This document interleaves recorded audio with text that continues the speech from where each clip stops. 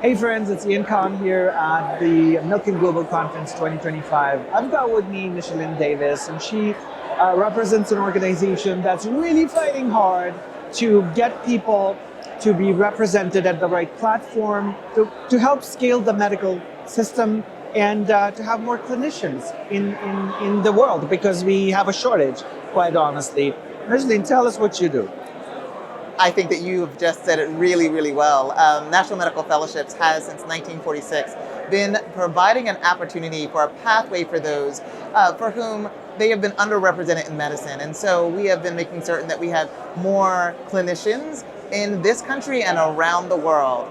And there's a shortage of clinicians, quite honestly. I mean, I live in a country that is, and it's not the United States, it's the friendly neighbor up north. We have a shortage of medical folks every single day, and that's a crisis that's hitting a country as an example. And things are also similar in America. There's always a shortage of these skilled people. I have a lot of medical people in my family, and I understand what they're going through. But help us understand, what is the crisis, and why is there a crisis in the first place? I love that you asked the question. There undoubtedly is a crisis, not just in your country, but in this one that we are sitting in right now. And what is interesting is that actually the projections for the crisis indicate that by 2036, we should be 86,000 physicians short. My friend, I believe that that is highly underrepresented, right? I actually believe that we're going to see much greater numbers. I think the disparity is going to grow as a result of even where we are right now. I think that physician well-being, right? And the ability for the caregiver to continue caring without caring for oneself has really driven burnout to extremely high numbers. And so oftentimes when I start talking about this, because I have a policy background, people are like, well, what does that mean to me? This is the difference between you being able to pick up the phone to call a specialist for your child with a chronic illness and getting in that week or next year. This is the difference between you being able to make certain that your mother, who raised you well, right, has the ability to see someone this month or in 18 months. And so what I will tell you is the crisis is already here. It is only being further exacerbated, quite frankly, by even some of the things that we're seeing here now, right? Because some individuals are also physician research scientists. And so we also know that we have an exodus of sorts going on right now as a result of some cuts to research in this country. Of course, and that's just kind of after the fact that when somebody has come through the medical system and they're a practicing physician or a doctor or a surgeon, what have you. But another crisis that is happening right now is students and young kids, they do not want to go through the pain of becoming a medical doctor or what have you, study for 10 years and then come out to the system that is declining at an alarming rate. So that's a concerning thing right now. And what are your observations on the medical system in general? Are there enough doctors even being produced by the system, or where are we headed, apart from that shortage you just told me about?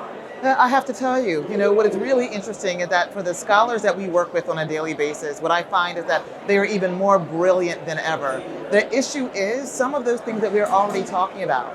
The shortage leads to what? It leads to a workforce that, quite frankly, is overtaxed, right? And underfunded. It leads to a situation where oftentimes you have folks who, they really want to take on that investment, but quite frankly, there is a lot to be desired about the quality of life that you'll have once you have actually achieved that particular level of quote-unquote career success. And so what is interesting about this younger generation is that they really value different things, right? They value autonomy. They value the flexibility. They value things that for a long time, right, that was actually looked at as not being nearly as important. We look for stability, right? I'm saying we because I'm going to assume that we're around the same age. I'm certain I'm older than you are, but just please go with me. I'm definitely older.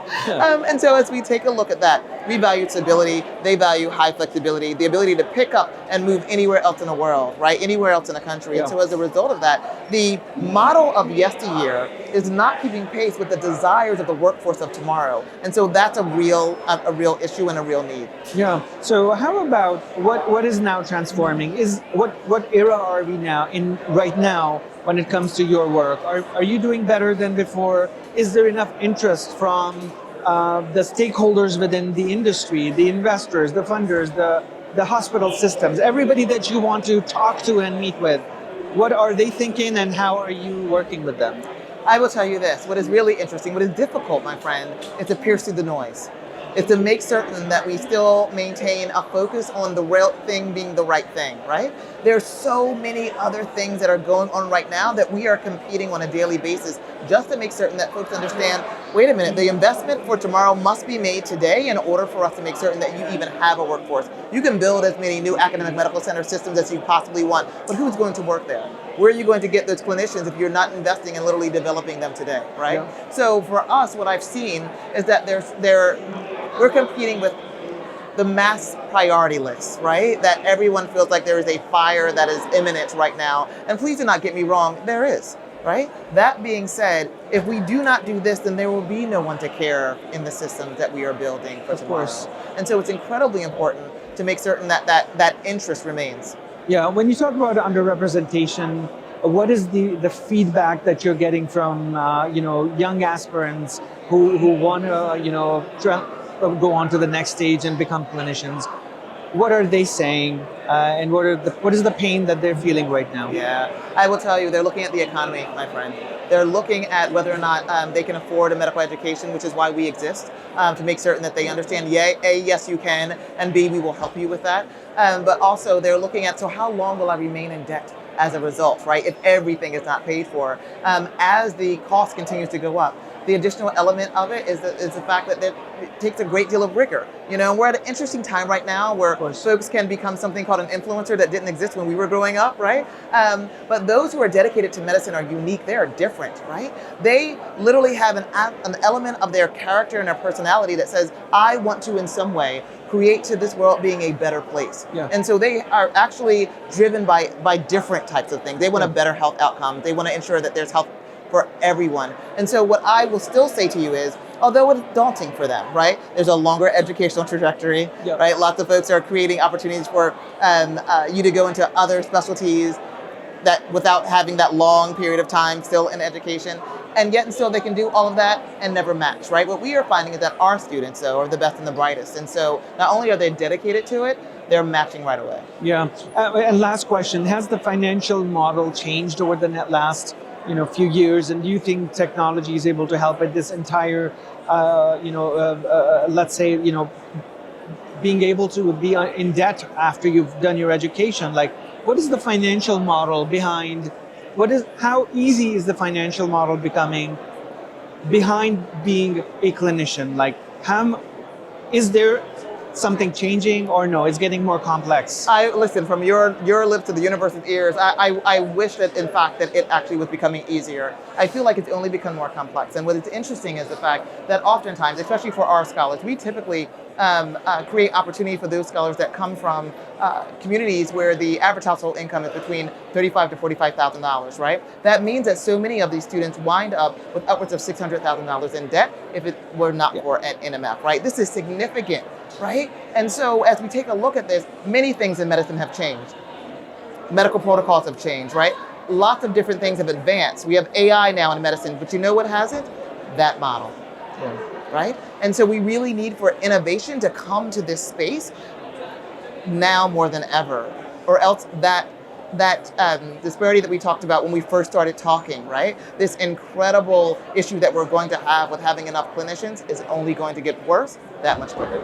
I think this is a crisis that not everybody's talking about, but you're talking about it, you're advocating for it, and keep on doing the incredible work that you are. I think there's a lot out there and a lot of good people out there that want to support this, want to be part of this, and I think it's just a matter of being at the right place, the right time, talking to the right people, reaching to the right people, and then continuing on that mission. I think that's what needs to be consistently done, whoever has a mission in the world, right? Because things don't come easy. But thank you so much for talking to us. I really appreciate it. And we talk again and catch up another time. Thank you so much. Thank you.